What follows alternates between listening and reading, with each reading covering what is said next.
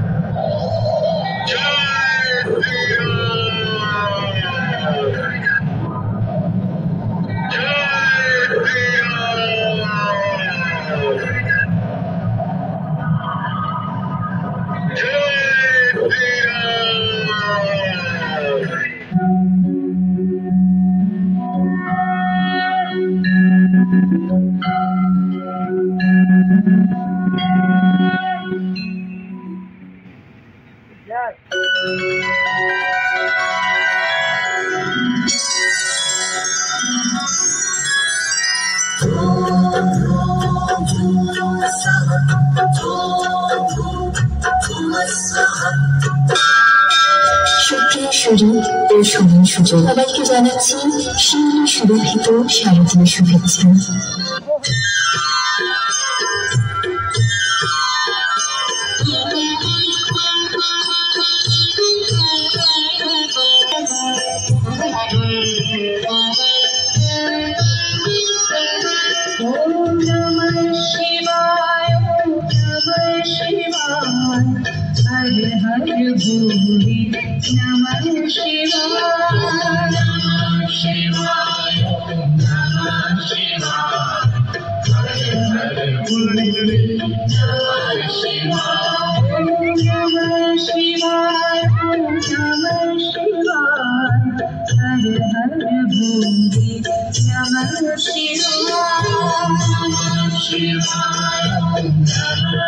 বেঁচে উঠবে মহাদেব, গঙ্গার জল তুমি অবশ্যই পাবে।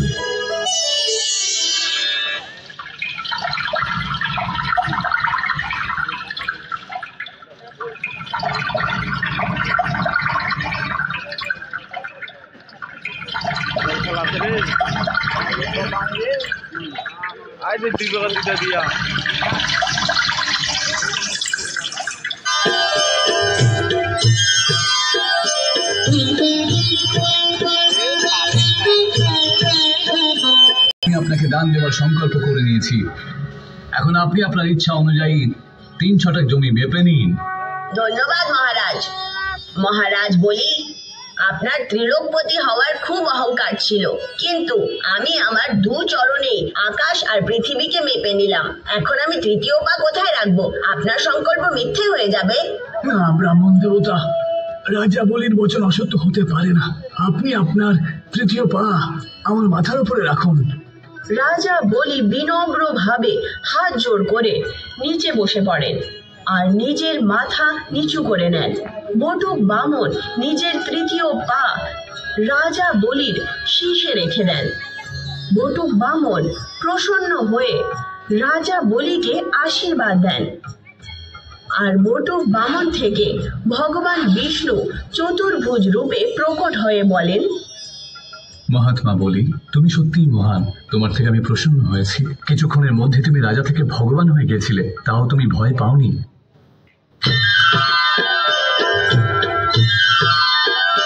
ভগবান বিষ্ণুর নির্দেশে বসুদেব সেই ঝড় জলের রাতে তার সদ্যজাত শিশু পুত্রকে নিয়ে গোকুলের উদ্দেশ্যে রওনা দেন।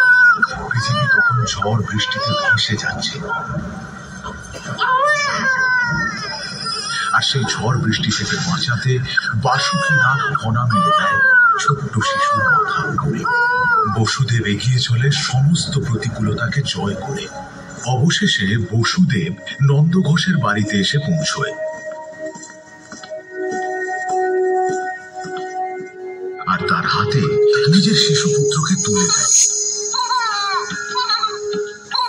নন্দঘোষও ভগবান বিষ্ণুর আদেশ অনুযায়ী তার এবং তার স্ত্রী যশোদার সদ্যজাত কন্যা সন্তানকে বসুদেবের হাতে সঁপে দেয়।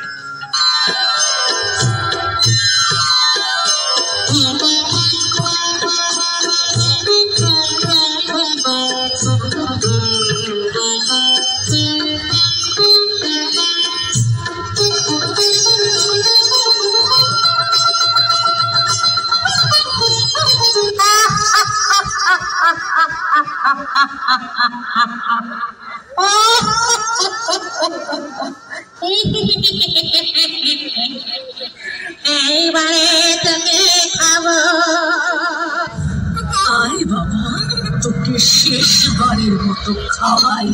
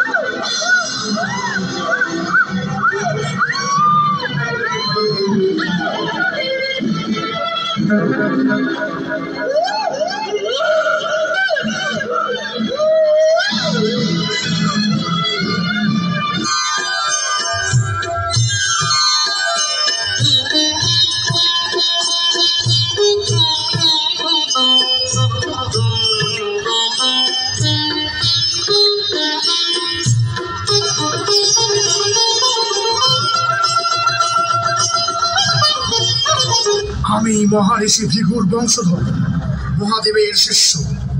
এই প্রতিজ্ঞা নিচ্ছি যে এই পৃথিবী থেকে সমস্ত অধর্মীয় শক্তিকে ততক্ষণ অব্দি বিনাশ করতে থাকবো যতক্ষণ না অব্দি এই পৃথিবী অধর্ম থেকে মুক্ত না হবে।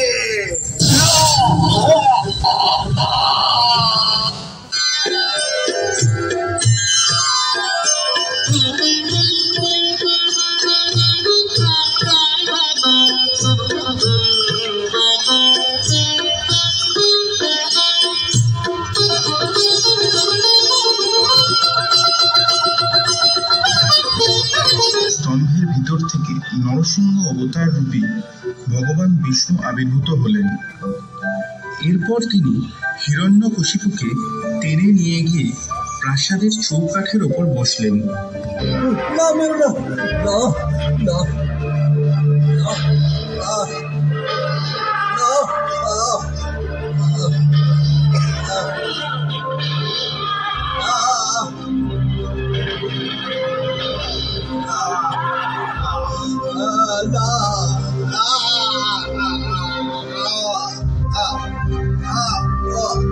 যখন যখন এই পৃথিবীতে পাপ বেড়ে চলে তখন তখন আমি অবতার হয়ে আসি।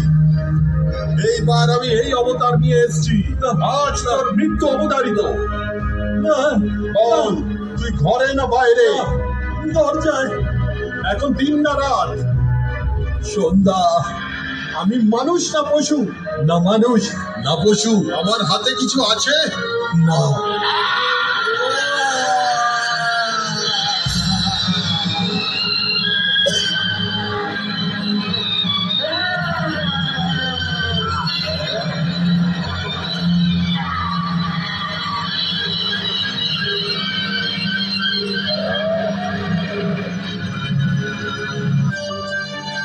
নরসিংহরূপী ভগবান বিষ্ণু হিরণ্যকশিপুকে নিজের পায়ের উপর রেখে নিজের ধারালো নখ দিয়ে হিরণ্যকশিপুর পেট চিরে তাকে হত্যা করলেন।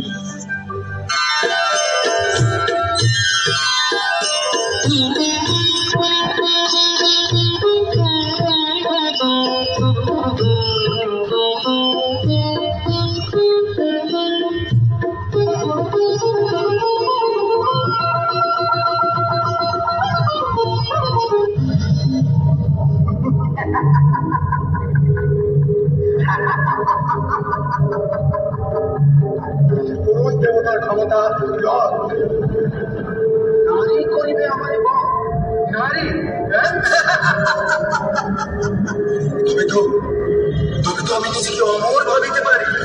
অমর অমর। কোন নারী আছে ত্রিভুবনে সমর করিবে আমার সনে?